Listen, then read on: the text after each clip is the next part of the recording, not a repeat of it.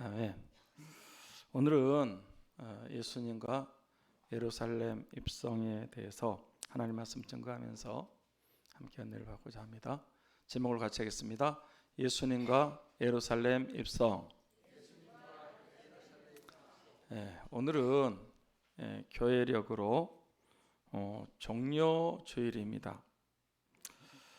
왜 고난주간의 첫날 주일을 첫 주일을 종료주일이라고 하신지 아십니까?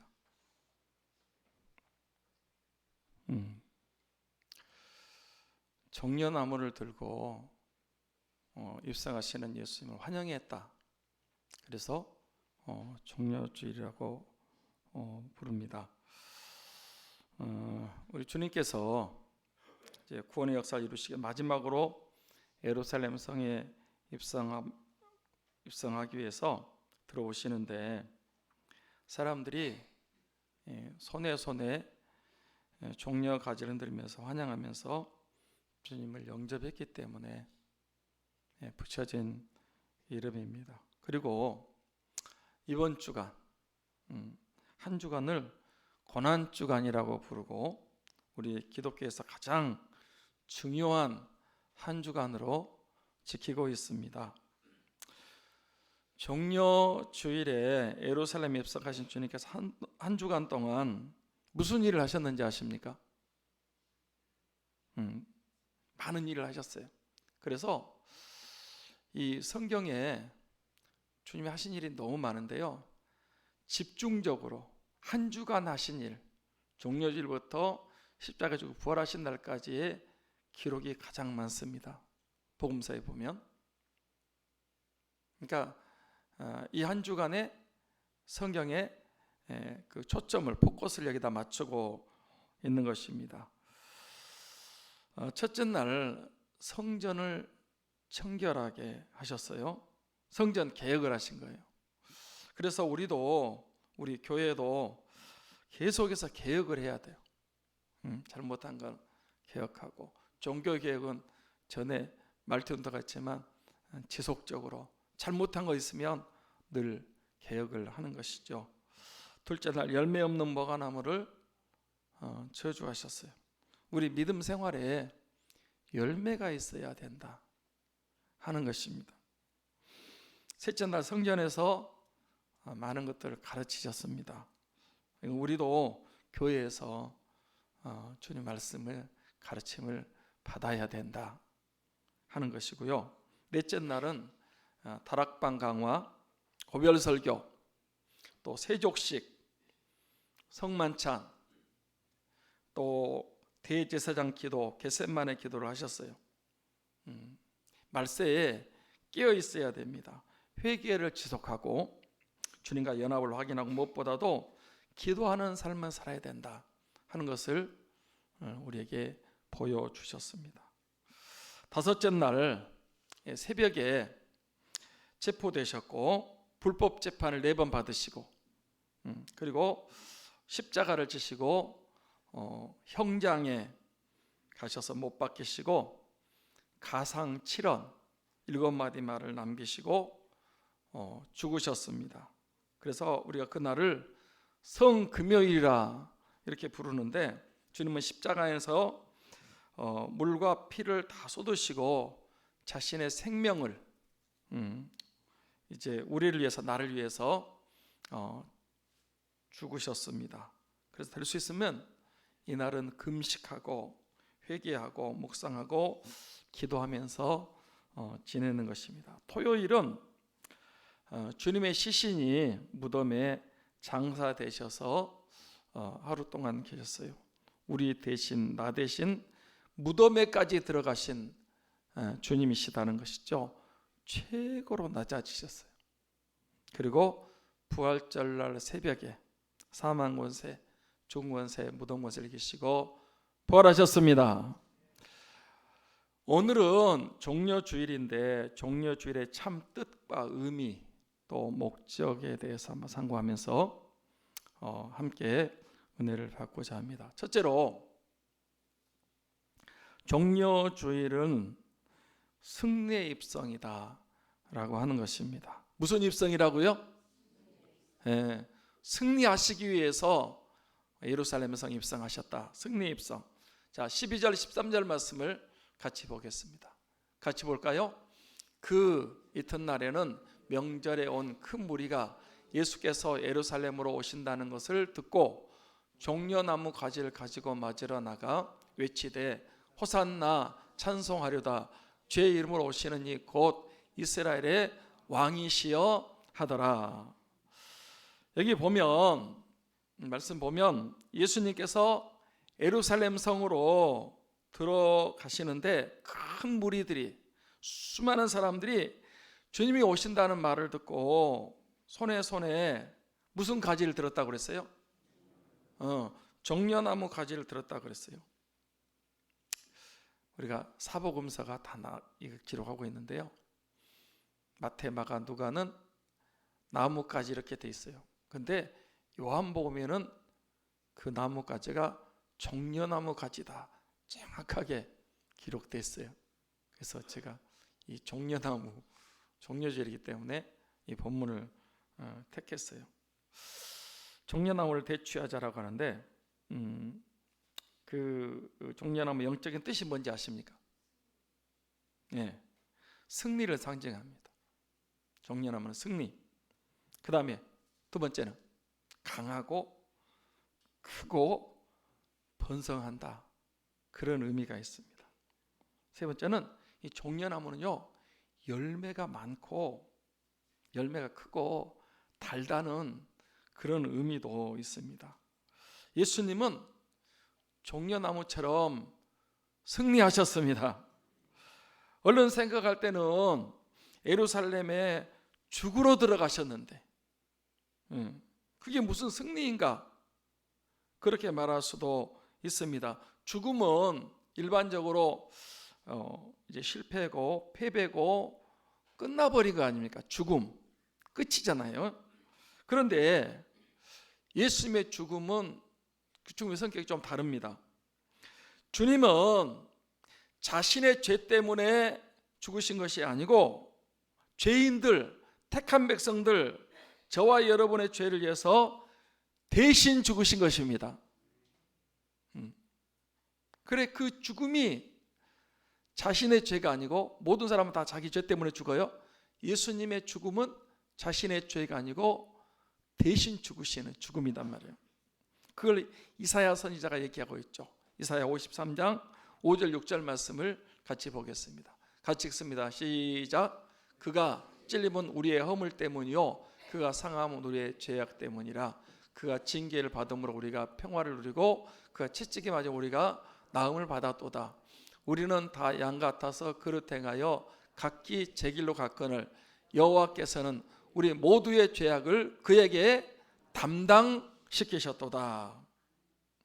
여러분, 그가 예수님이 누구 때문에 상하시고 누구 때문에 징계를 받아 채찍에 맞으시고 죽으셨다고요?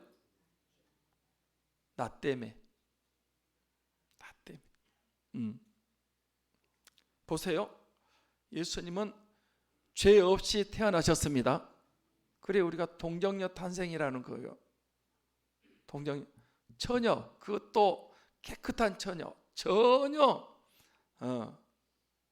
이제 처녀이기 때문에 동정녀, 죄 없이 태어나셨어요. 맞습니까? 주님은 죄를 한 번도 지은 적이 없습니다. 그렇죠? 그런데 왜 살인 죄수가, 그것도 가장 악한 죄를 지은 사람들이 죽어야 되는 그 십자가에서 그렇게 처절한 고통을 당하시고 물과 피를 쏟으시고 죽으신지 아십니까? 자기 죄 때문이 아니라 죄 없이 태어나 죄 없이 사셨다니까. 빌라도 죄가 없다 그랬어요.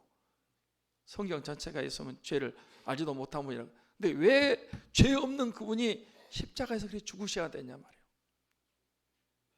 나 때문에, 내 죄 때문입니다.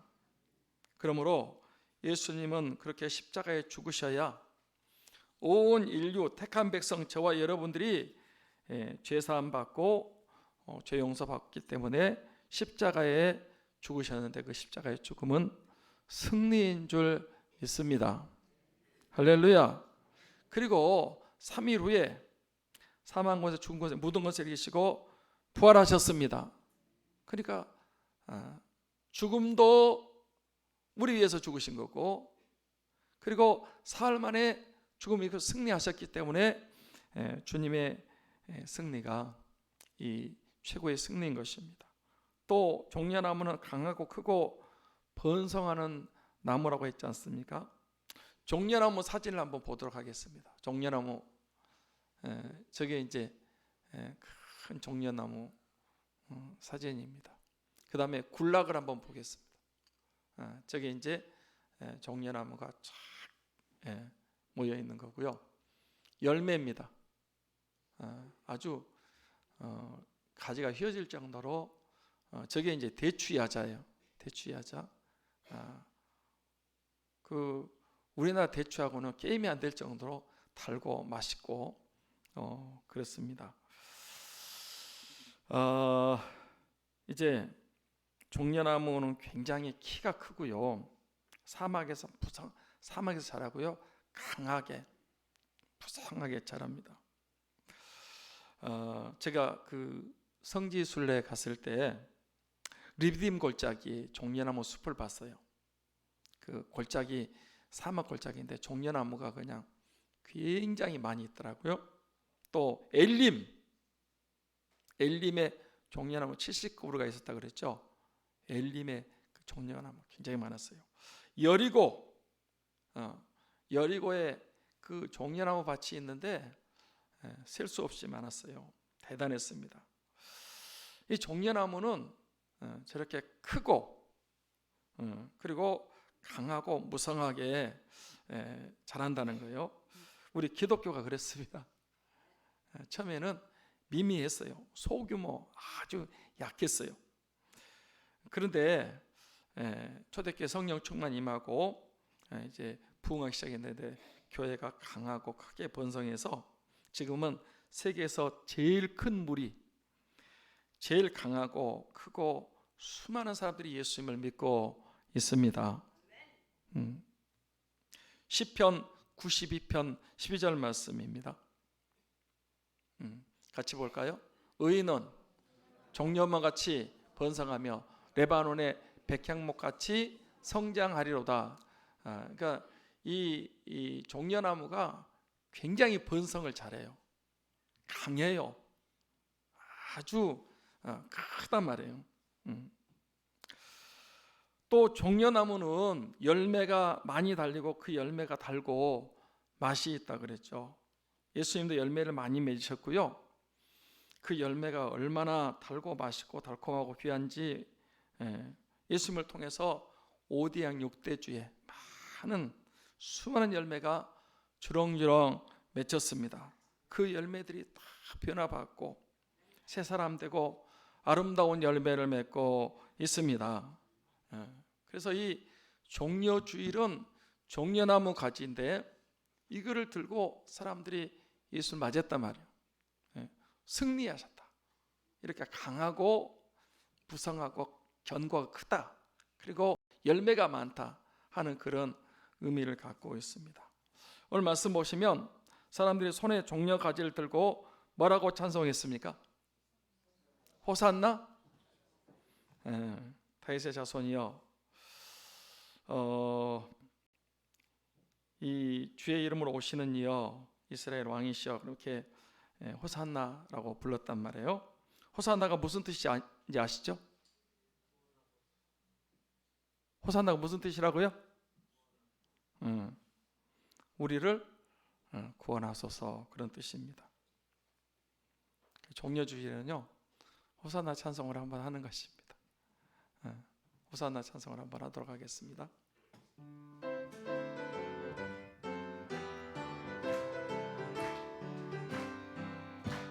호산나 호산나 호산나 높은 곳에서 호산나 호산나 호산나 높은 곳에서 주의 이름 높여 다 찬양하라. 귀하신 주 나의 하나님 호산나 높이 외치세. 영광 영광 왕의 왕께 영광을. 영광 영광 왕의 왕께 영광을. 주의 이름 높여 다 찬양하라. 귀하신 주 나의 하나님 주께 영광 돌리세. 같이 한번 하겠습니다. 찬양대사인데 호산나 호산나. 그때 예수님 들어오실 때 사람들이 종려가지를 꺾어서 흔들면서 자기 옷을 예수님 앞에 깔아두면서 호산나를 다 불렀단 말이에요. 오늘 그래서 우리가 호산나 그렇게 부른단 말이에요. 우리를 구원하소서. 우리를 구원하실 분은 다른 어떤 신도 아니고 영웅이나 사람이 아니라 오직 예수 그리스도밖에 없는 줄 믿습니다. 나를 죄에서, 죽음에서, 마귀 사탄 귀신 지옥에서 구원해 주실 분은 오직 예수 그리스도 한 분밖에 없는 줄 믿습니다. 우리를 구원하신 날이, 오신 날이 바로 여러분 이 호산나 입상하신 날이란 말이에요. 둘째로 예수님은 왕으로 예루살렘 성에 입성하셨습니다. 13절부터 15절 말씀까지 같이 보겠습니다. 자, 같이 읽을까요? 종려나무 가지를 가지고 밖으로 나가 호산나 찬송하려다 주의 이름으로 오시는 이 곧 이스라엘의 왕이시여 하더라. 예수는 한 어린 나귀를 보고 타시니 이는 기록된 바 시온 두려워하지 말라. 보라 너의 왕이 나귀 새끼를 타고 오신다 함과 같더라. 자, 여기 말씀 보면 여러분 그 예루살렘 사람들이 종려나무 가지를 흔들면서 예수를 영접하는데 이제 호산나 그랬단 말이에요. 그러면서 또 뭐라고 하면서 부르면서 예수님을 영접했어요? 주의 이름으로 오시는 이 곧 이스라엘의 왕이시여. 그렇게 했단 말이에요. 그리고 또 15절에도 뭐라 그랬어요? 너희 왕이 나귀 새끼를 타고 오신다함과 같더라. 이렇게. 그러니까 예수님이 이제 한 나귀를 타시고 예루살렘으로 들어가시는데 이 왕이 이제 너희 가운데 오신다. 지금 그랬단 말이에요. 기록된 바 어디에 기록됐다는 거예요? 스가랴서 9장 9절 말씀입니다. 스가랴서 9장 9절 말씀도 한번 보겠습니다. 같이 볼까요? 시온에 따라 크게 기뻐할지어다. 예루살렘에 따라 즐거이 부를지어다. 보라 내 왕이 내게 임하나니 그는 공의로우시며 구원을 베푸시며 겸손하셔서 나귀를 타시나니 나귀의 작은 것 곧 나귀 새끼니라. 그러니까 이제 스가랴 선지자는 예수님보다 한 700년 전 사람이거든요. 700년 전에 시온에 따라 예루살렘에 따라 즐거이 부를지어다 그러면서 네 왕이 내게 임하시는데 공의로우시며 구원을 베푸시 겸손한 나귀 새끼를 타고 이제 임하신다, 들어오신다 그 말이거든요. 예수님이 예루살렘에 입성하실 때 그냥 걸어서 들어가신다든지 말 타고 들어가시면 안 되는 것입니다. 왜 안 된다고요?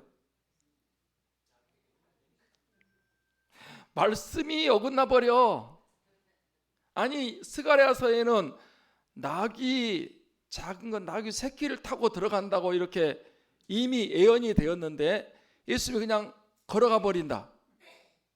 그러면 이 성경 말씀이 전부가 다 어긋나 버리는 거예요. 틀려 버리는 거예요. 그러면 왜 안 되냐? 그러면 그 사람은 메시아, 구원자 그리스도가 아닌 거예요. 그래서 우리 예수님의 생애를 보시면 그 모든 생애가 그 일생이 말씀을, 예언을 성취하시고 이루신 것을 알 수 있습니다. 왜 예수님이 꼭 베들레헴에서 태어나셔야 돼요? 네, 미가서 5장 2절에 베들레헴아 내가 작지 않다, 왕이 거기서 태어난다. 그러니까 예수님이 다른 데서 예루살렘에서 태어나시면 안 되는 거예요. 베들레헴에서 태어나셔야 됩니다. 왜? 나사렛에서 사셔야 돼요. 나사렛에서 불렀다는 말씀을 성취하기 위해서. 그러니까 예수님의 탄생부터 죽으실 때까지 그 모든 말은요, 여러분 이 마태복음 보면 그 말씀을 이루셨다, 이 말씀을 성취하셨다, 그게 계속 나와요. 예수님이 예루살렘에서 입성하시는 것도 스가랴서 9장 9절 말씀을 이루시는, 성취하시는 그런 말씀이십니다. 그래서 나귀를 타고 입성하셔야 돼요. 그런데 그분이 누구시라고요? 네, 왕이시단 말이에요. 오늘 말씀에도 요한복음에 두 번이나 그랬잖아요. 13절 15절에 왕이라 그랬고 스가랴서 9장 9절에도 왕이시라고 했습니다. 예수님은 왕으로 입성하셨습니다. 동방바설이 예수님이 탄생하실 때 누구를 찾아왔다고 했습니까? 왕을 찾아왔죠. 마태복음 2장 2절 말씀 볼까요? 같이 봅니다. 유대인의 왕으로 나신 이가 어디 계시냐? 우리가 동방에서 그의 별을 보고 그에게 경배하러 왔노라 하니. 태어나실 때도 예수님은 뭘로 태어나셨다? 유대인의 왕으로 태어나셨다. 그리고 성경에 오늘 요한복음에 2번 스가랴서의 왕이시라고 그랬어요. 예수님 십자가에 못 박혀 죽으실 때 죄명이 무엇이었는지 아십니까? 왕이었어요. 자, 요한복음 19장 19절부터 20절 말씀을 보겠습니다. 같이 읽을까요? 시작. 빌라도가 패를 써서 십자가 위에 붙이니 나사렛 예수 유대인의 왕이라 기록되었더라. 예수께서 못 박히신 곳이 성에서 가까운 고로 많은 사람이 이 패를 읽는데 히브리와 로마와 헬라 말로 기록되었더라. 자, 죽으실 때도 이렇게 나사렛 예수 유대의 왕이라고 그 십자가 위에다가 이렇게 패를 붙였단 말이에요. 근데 그 말이 히브리와 로마와 헬라, 그 당시 전 세계적인 언어로 기록이 됐어요. 보십시다. 예수님은 유대의 왕으로 태어나셨고 왕으로 사셨고 왕으로 입성하시고 왕으로 십자가에 못 박혀 죽으셨습니다. 맞습니까? 예수님은 유대인의 왕, 우리 믿는 사람들의 왕이지만은 온 세상의 왕이시고 온 우주의 왕이시고 만왕의 왕이신 줄 믿습니다. 백성은, 국민은 누구를 잘 만나야 돼요? 왕을 잘 만나야 돼요. 지도자를 잘 만나야 돼요. 여러분, 북한은 지도자를 잘못 만나가지고 거기는 감옥이에요. 북한 전체 감옥이요. 그래도 남한은 지도자를 잘 만나서 자유롭게 살 수 있는 거예요. 그런데 이 지도자도 완전하진 않아. 예수님이 진짜 지도자고 만왕의 왕이신 줄 믿습니다. 예수님 말씀을 이루시는 분이시고 우리의 왕이시고 나의 왕이신 줄 믿습니다.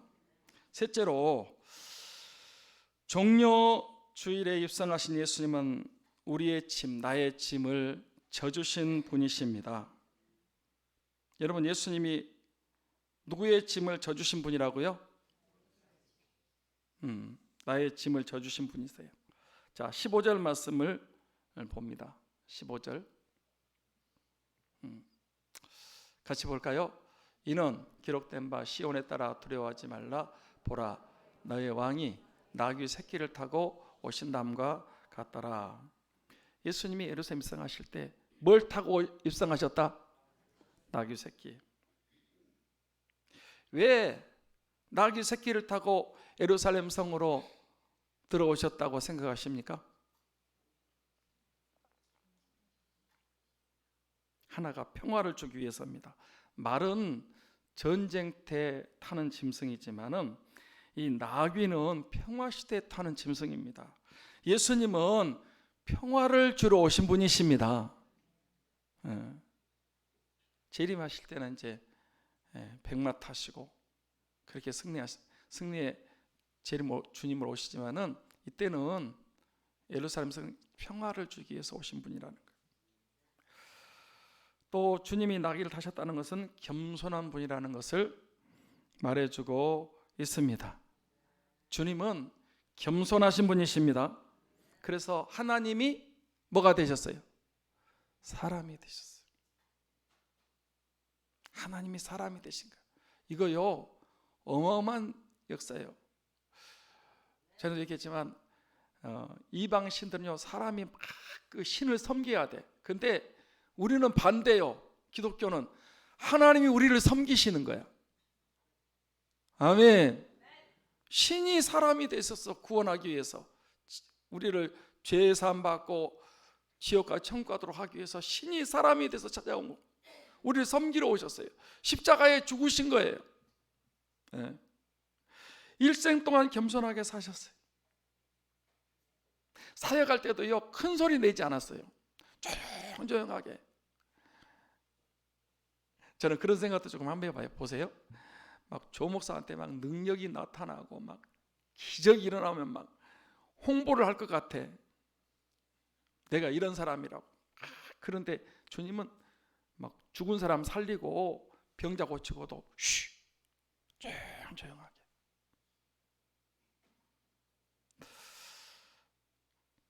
굉장히 겸손하게 일생도 겸손하게 했어요. 예루살렘에 입성하실 때도 겸손하셔서 나귀 새끼 타시고 입성하셨습니다.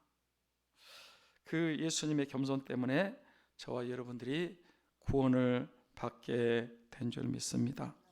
우리도 겸손해야 됩니다. 첫째도 겸손, 둘째도 겸손, 셋째도 겸손. 겸손입니다. 또 나귀는 짐을 져 나르는 짐승입니다. 예수님은 우리의 짐, 나의 짐, 모든 짐을 져주기 위해서 이 땅에 오신 분인 줄 믿습니다. 그 나귀 새끼를 타셨다는 것은 우리의 짐을 져주러 오셨다는 거예요.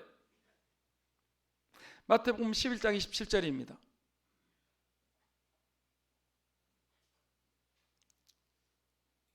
마태복음 11장 28절인가요? 우리 다 알고 있으니까 같이 하겠습니다. 수고하고 무거운 짐진 자들아 다 내게로 오라. 내가 너희를 쉬게 하리라. 여러분, 이렇게 말한 사람이 지구상에 한 명도 없어요. 누가 수고하고 무거운 짐을 져주냐고, 내게로 오라고. 대통령도 할 수 없어요. 여러분, 수고하고 무거운 짐 가지고 가봐요.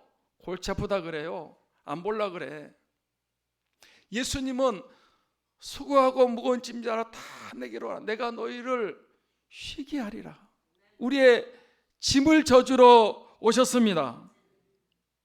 그래서 수고하고 무거운 짐을 져주시기 위해서 오신 주님께서 나귀 타시고 입성하셨습니다.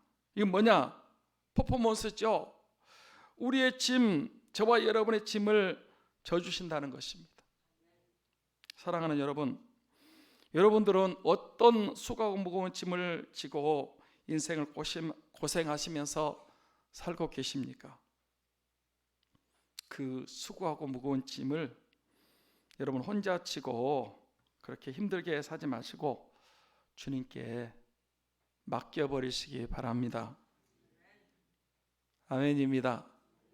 죄의 짐도 맡기고 물질의 짐, 돈 문제도 맡기고 질병의 짐, 여러분 우리가 병들어서 고생하는 질병의 짐도 맡기시고 자녀의 짐, 자녀 속썩이는데 자녀의 짐도 맡기시고 가정의 짐, 인생의 모든 짐을 다 주님께 맡겨버리시고 내려놓으시고 던져버리시고 굴려버리시기 바랍니다. 죄짐 맡은 우리 구주 어찌 좋은 친군지 걱정 근심 무거운지 우리 주께 맡기세. 주께 고함 고로